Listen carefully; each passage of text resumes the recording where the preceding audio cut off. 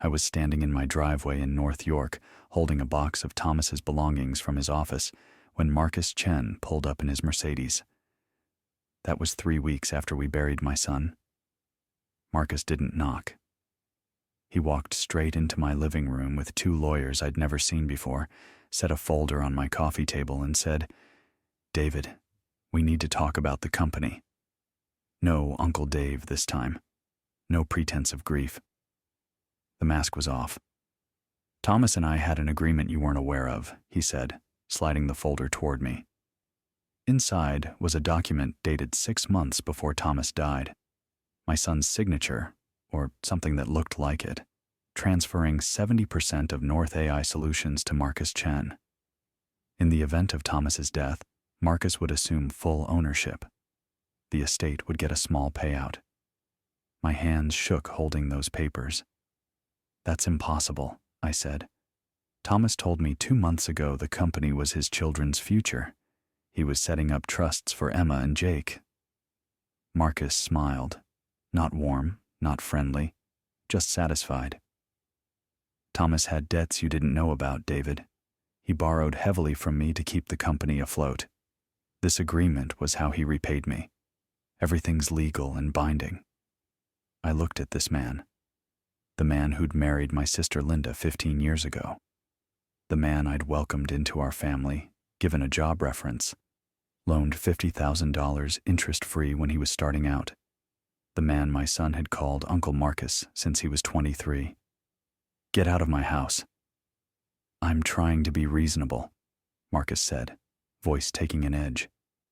"The company is mine now. I'm offering Rachel $200,000 as a settlement. That's generous considering Thomas died owing me money. Take it, or fight me in court and lose everything to legal fees."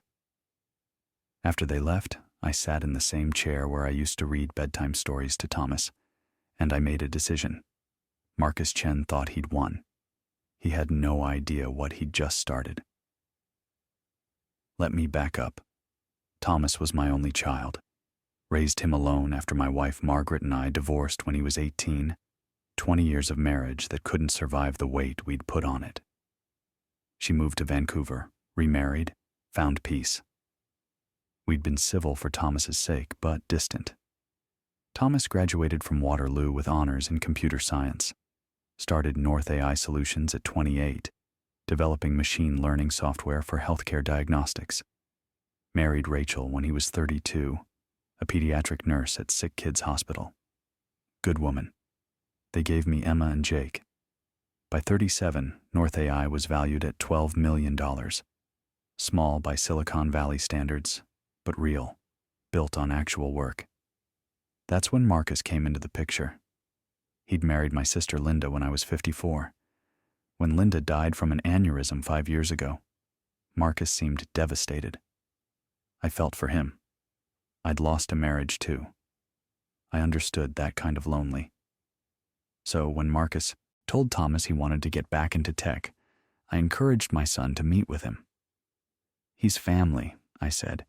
"Maybe you two can help each other." That advice haunts me every single day. Thomas brought Marcus on as a partner. Marcus claimed he was investing $800,000. There was a celebration dinner at Thomas's home in Rosedale. Marcus charmed everyone. But I noticed things Thomas didn't. The way Marcus's eyes lingered on financial statements. Small comments about Thomas working too hard. Rachel mentioned once that something about Marcus made her uncomfortable. "Dad, Marcus is brilliant," Thomas would say. "He's got connections I don't have." I pushed my doubts aside, told myself I was being overprotective. That decision cost Thomas his life. November 15th, 2023. The call came at 11:47 p.m. Thomas had been in a car accident on the Don Valley Parkway. His Tesla veered off the road at high speed, crashed through the barrier, rolled down an embankment. He died instantly. Police called it driver fatigue, said he fell asleep at the wheel after working late. But Thomas never fell asleep driving. I knew my son. I knew something was wrong. The funeral was the worst day of my life. Rachel trying to hold herself together. Emma clinging to her mother. Jake, too stunned to cry. At 67, I was burying my only child. Marcus played the grieving family member perfectly. He gave a eulogy, comforted Rachel, hugged the kids with tears in his eyes. "Uncle Marcus loved your daddy so much," he told Emma and Jake. 3 weeks later, he showed up with forged documents and dropped the mask completely. That evening, Rachel called me. "David, I need to show you something." I drove to her parents' house in Mississauga. Rachel led me to the garage. In a sealed box marked Rachel's Christmas decorations was a laptop I'd never seen. "Thomas gave this to me 3 months before he died," Rachel explained, hands shaking. "He made me promise to keep it hidden. He said if anything happened to him, I should give it to someone I trusted completely." Her voice broke. "He was terrified, David. He told me Marcus was stealing from the company." Rachel opened the laptop. The files were encrypted, but Thomas had left her the password. What we found made my blood run cold. Thomas had documented everything: 18 months of embezzlement, $1.2 million siphoned through fake vendor invoices, offshore transfers, shell companies in the Caymans. He'd been working with a forensic accountant named Jennifer Lawson, building a case that would send Marcus to prison. There were emails. The last one Thomas drafted but never sent was to his lawyer, detailing his intention to remove Marcus from the company and report him to authorities. It was dated 3 days before the accident. Then Rachel showed me the video file. Thomas had recorded himself 2 weeks before his death, sitting in this garage, looking exhausted and afraid. "Rachel, Dad," he said, staring at the camera, "if you're watching this, then Marcus figured out what I know." He paused, rubbed his face. "I'm leaving this as insurance because I'm scared. Uncle Marcus has been stealing from me, from our family, from Emma and Jake's future. I've documented everything, but I haven't gone to the police yet because I wanted to be certain." Thomas leaned forward. "If something happens to me, please don't let him get away with this. Don't let him take what belongs to Emma and Jake." His voice cracked. "And Dad, I'm sorry I didn't listen to you earlier. You were right about Marcus. You were right about everything. I had to stop the video. Couldn't see through my tears." Rachel wasn't crying. Her face was set, determined. "There's more," she said quietly. "Thomas and we'd been separated for 6 months before he died. Not divorced, just distant. I was angry he was always working, always stressed. I told him I couldn't do it anymore." She looked at me. "That's when he started acting scared. He said he understood but asked me to wait. Just a few more months. He was fixing something. I thought he meant our marriage." Her voice broke for the first time. "But he meant Marcus. He was protecting us even while I was planning to leave him. And She stopped. "I wasn't there when he needed me most." That guilt drove her harder than anything. She wasn't just fighting for a dead husband. She was fighting for the man she'd been about to divorce, the one who'd been trying to save her while she walked away. We spent hours going through every file. Thomas had saved everything. Email chains where Marcus pressured him to sign new partnership agreements. Text messages where Marcus suggested Thomas should take sleeping pills before long drives. Screenshots of Marcus researching how to remotely access Tesla vehicle systems. "Rachel," I said slowly, "Marcus killed him. This wasn't an accident." She nodded. "I know. I've known since the day he died."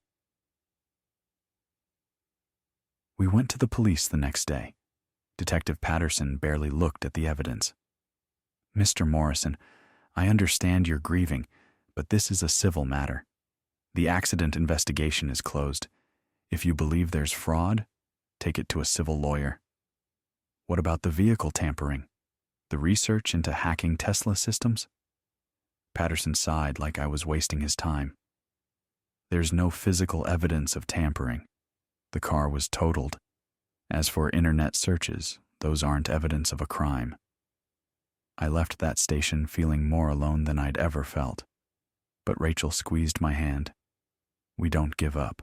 Thomas didn't give up. Neither will we. I found a civil litigation lawyer named Patricia Wu. She took one look at Thomas's files and her eyes lit up. This is remarkable documentation. Your son did extraordinary work. Then her expression turned serious. But Marcus, Chen has retained Harrison and Black, one of the most aggressive firms in Toronto. This will be expensive, brutal, and there are no guarantees. I don't care, I told her. My son spent his last months building this case. I'm not letting that work be for nothing. Patricia nodded once. Then we fight. The first lawyer I'd contacted had said, "This is compelling, but you're asking me to prove murder with financial records. It's not enough." The second was more direct. "Even if you're right about the embezzlement, you'll spend $300,000 proving it and might lose anyway. Marcus Chen has one of the best firms in Toronto." Patricia Wu was the third. She was the one who said yes. And what followed was 14 months of hell. I took out a second mortgage on my house, $180,000, just to cover legal fees. Marcus's lawyers filed motion after motion, drowning us in paperwork. They painted Thomas as unstable, paranoid, struggling with mental health issues.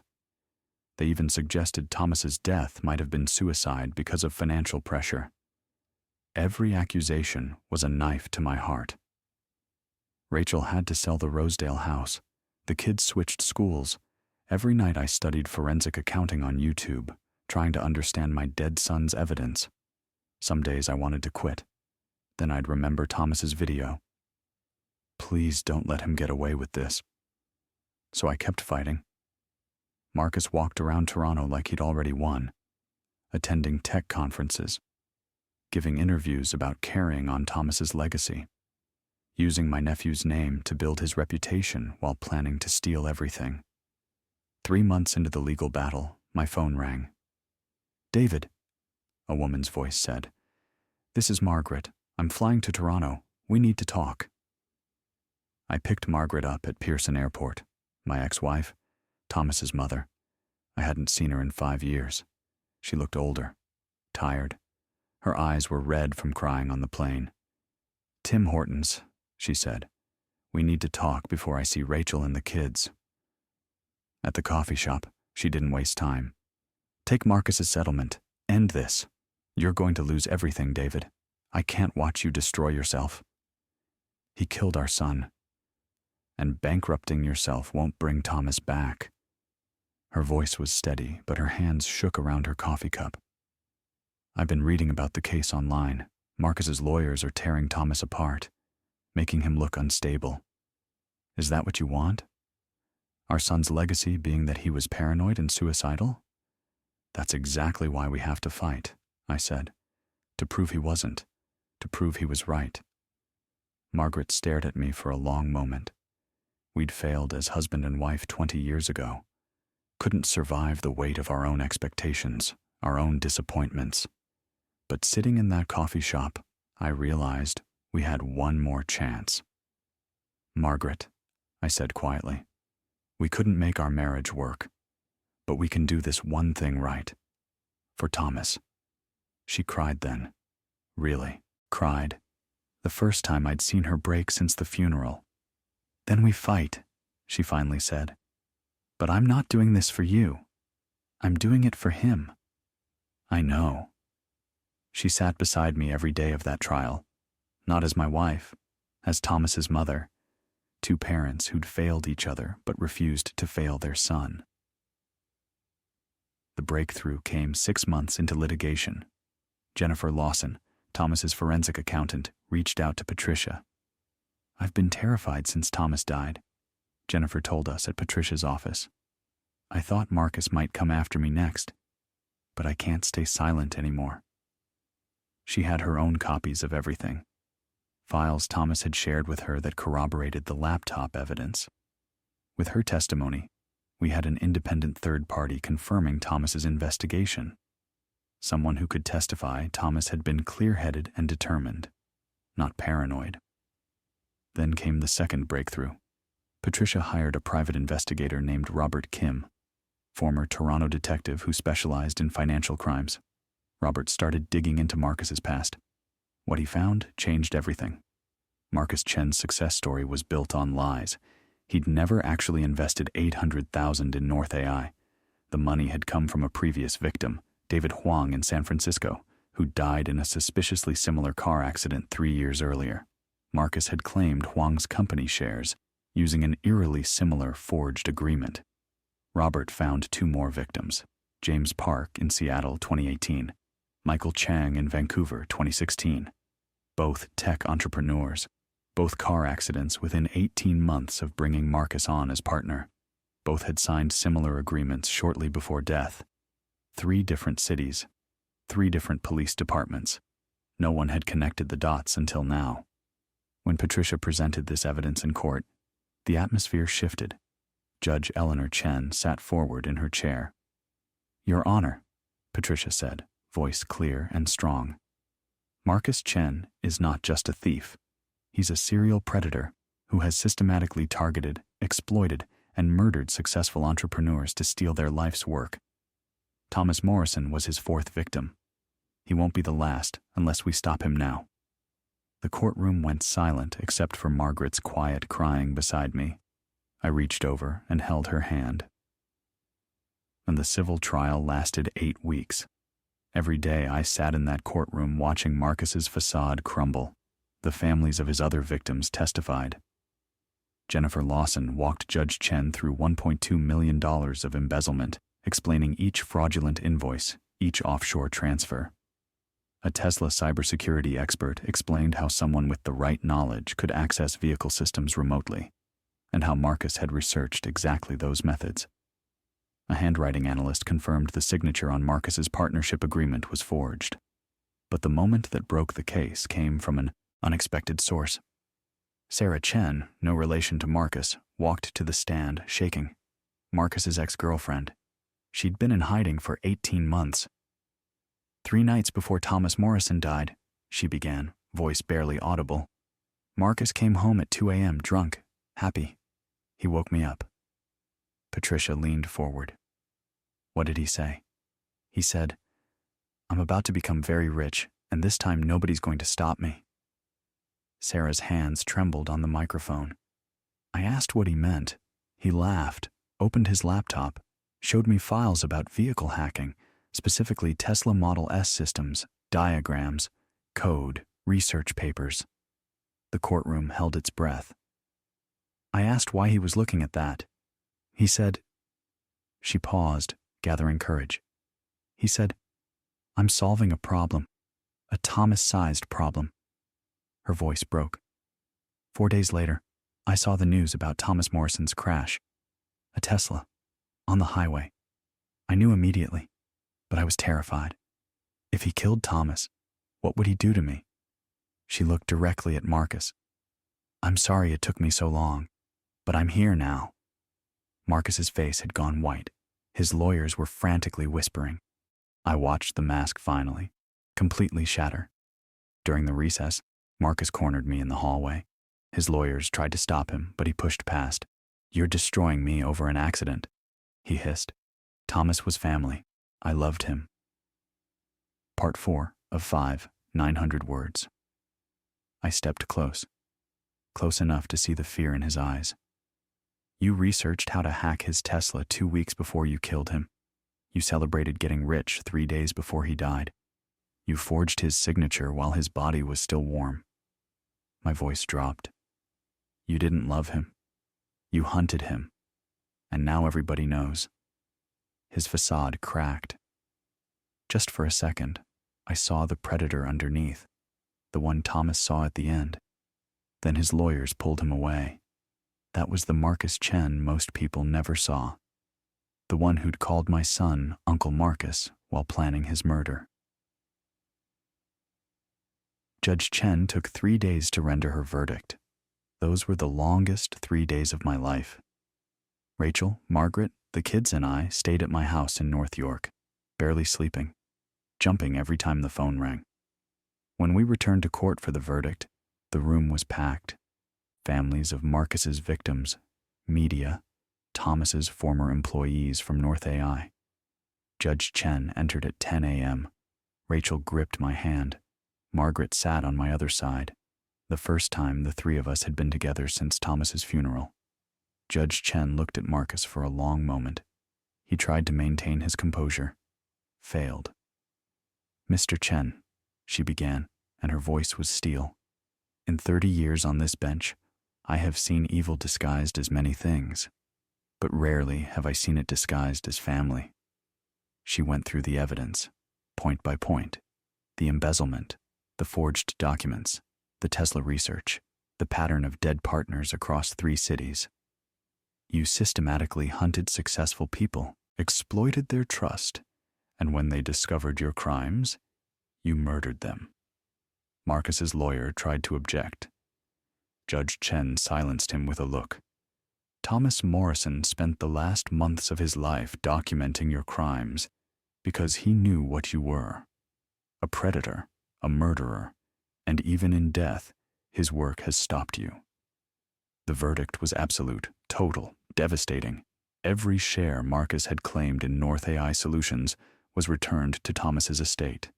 He was ordered to pay $6.8 million in damages, representing the value of the shares he'd stolen, plus punitive damages for fraud and wrongful death. Every asset he had was seized. 2 properties in Toronto, offshore accounts in the Caymans. "Furthermore," Judge Chen said, "I am ordering a full criminal investigation into all 4 deaths associated with Mr. Chen's business partnerships." She looked at Marcus one final time. "Remove this man from my courtroom." As they led Marcus away in handcuffs, he looked at me. I looked back. Didn't smile. Didn't gloat. Just watched him go. Thomas's killer. Finally caught. Rachel collapsed into my arms. Margaret was crying. And I felt, for the first time in 18 months, like I could breathe. The criminal charges came fast. Within a month, Toronto police had exhumed Thomas's body for a more thorough autopsy. They found what the original examination had missed: sedative levels consistent with being drugged, not with over-the-counter sleep aids. They recovered data from Thomas's Tesla, showing someone had remotely accessed the vehicle systems the night of the accident. The case built itself: 4 counts of first-degree murder, multiple counts of fraud, embezzlement, forgery. The criminal trial took 11 more months. This time, the media coverage was relentless. The tech predator, they called Marcus, the partnership killer. I didn't attend every day of the criminal trial. I'd fought that fight already. But I was there for the verdict in February 2026. Life in prison. No possibility of parole for 40 years. At 70 years old, I knew I might not live to see him serve the full sentence. But knowing he'd spend the rest of his life in a cell brought peace I hadn't felt since November 2023. 3 days before sentencing, I drove to Kingston Penitentiary. Marcus sat across from me in orange prison clothes, separated by thick glass. He tried to smile. Started to say, "Uncle Dave." I placed a photo against the glass before he could finish. Thomas, Emma, and Jake on Thomas's 37th birthday. The last birthday he'd ever have. They were laughing. Thomas had his arms around both kids. Marcus's face went pale. "He trusted you like a brother," I said, voice steady. "I trusted you like a son. Linda loved you. We gave you everything." "I didn't mean," Marcus started. "You researched how to hack his Tesla 2 weeks before you killed him.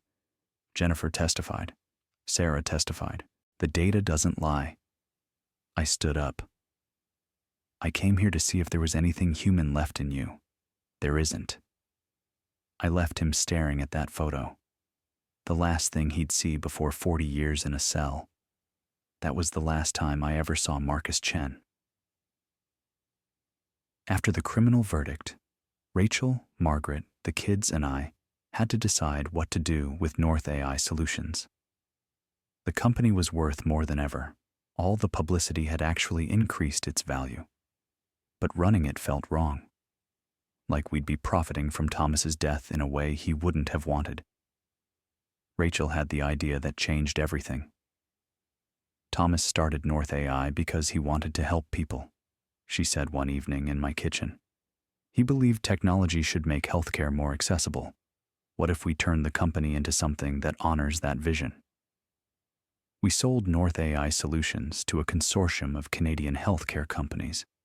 After settling the $2.8 million in hidden debts Marcus had created and paying final legal costs, we had $8.5 million. Every dollar went into establishing the Thomas Morrison Foundation for Innovation and Justice. The Thomas Morrison Foundation runs 3 programs. First, funding and mentorship for young tech entrepreneurs from diverse backgrounds, the kind of support Thomas would have valued. Second, free legal assistance to families dealing with corporate fraud or suspicious deaths of loved ones, so no one else has to mortgage their house to fight for justice. Third, training for police departments across Canada to recognize patterns of corporate crime and murder, teaching detectives to see what Detective Patterson missed. First-year results: 6 families got justice in cases that had been dismissed, 12 startups funded, 3 already profitable, 45 detectives trained in financial crime investigation. Not bad for a dead man's legacy. The moment that made everything worthwhile came on a cold November morning, almost exactly 3 years after Thomas died. A woman approached us at the Foundation's office after a press conference, tears streaming down her face. Her name was Jennifer Huang, David Huang's widow from San Francisco. For 3 years, she said, I've been told my husband's death was an accident, that I was paranoid for thinking otherwise. Your foundation helped me reopen the investigation. They found evidence. Marcus is facing new charges in California for David's murder. She grabbed my hands. My kids are finally going to know the truth about what happened to their father. You gave us justice. You gave us closure. Rachel hugged her while Emma and Jake looked on. My grandchildren were starting to understand the full weight of what their father's sacrifice had meant. I'm 70 years old now. Emma is 12, Jake is 14. Both volunteer at the Foundation on weekends. Emma wants to be a lawyer like Patricia Wu.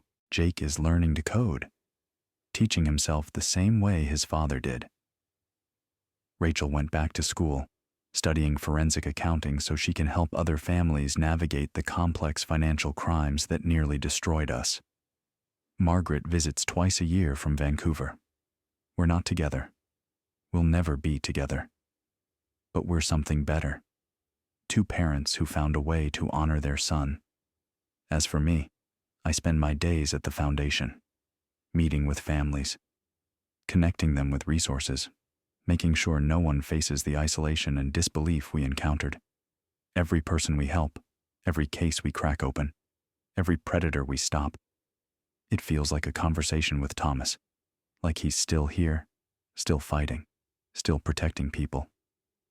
Last month, Marcus sent me a letter from Kingston, full of self-pity. He never meant for anyone to die, he claimed. Things got out of control. If I had any decency, I'd help him appeal his sentence. I burned it without finishing. Marcus still doesn't understand. He thinks this was about money, about winning or losing. But it was never about that. It was about a father refusing to let his son's murder be swept aside. About a wife honoring her husband's final wish. About 2 children learning that justice might be slow, but it's always worth fighting for.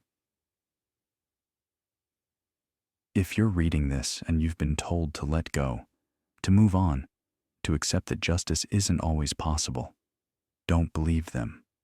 Here's what I learned. 1. Trust but verify, even family, especially family. Thomas had the right instinct about Marcus. I should have listened. 2. Document everything, every email, every text, every receipt. That laptop saved us. 3. Your gut feeling is data. Rachel felt something was wrong. I felt something was wrong. We ignored it. Don't make that mistake. 4. Justice costs time and money. I mortgaged my house. It took 27 months from Thomas's death to Marcus's final conviction. Be prepared for war, not a battle. 5. You need a team. Patricia, Jennifer, Robert, Rachel, Margaret. I couldn't do this alone. Neither can you. 6. Protect your digital legacy. Encrypted backups. Shared passwords with someone you trust completely. Thomas did this right. It saved everything. 7. The best revenge is making their crime backfire. Marcus wanted to steal Thomas's legacy. Instead, his crime funded a foundation that's helped dozens of families. That's revenge. My son Thomas died at 38 years old. Murdered by a man we'd called family. Stolen from by someone we'd trusted. But his story didn't end that November night on the Don Valley Parkway. It continued in every family we've helped, every entrepreneur we've funded, every detective we've trained to see what others miss. They say the best revenge is living well. I say the best justice is making sure your loved one's death means something, that it protects others, that it changes the system that failed them. Marcus Chen thought he'd won when Thomas died. He didn't realize he'd just guaranteed his own downfall, because Thomas Morrison had raised his children to never give up, had married a woman who was braver than she knew, and had a father who would move heaven and earth to honor his memory. To anyone watching this who's facing their own Marcus Chen, don't believe them when they say to move on. Don't believe them when they say justice isn't possible. Document everything. Trust your instincts. Find people who believe you. Fight like hell.